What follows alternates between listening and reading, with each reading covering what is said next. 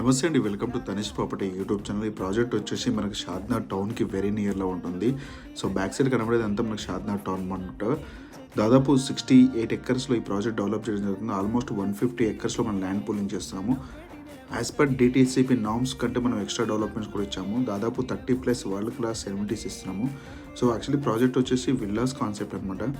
So మంచి entrance arch ఇవ్వడం జరిగింది. అలాగే కాంపౌండ్ వాల్ ఇచ్చాము మనం విత్ సోలార్ ఫెన్సింగ్.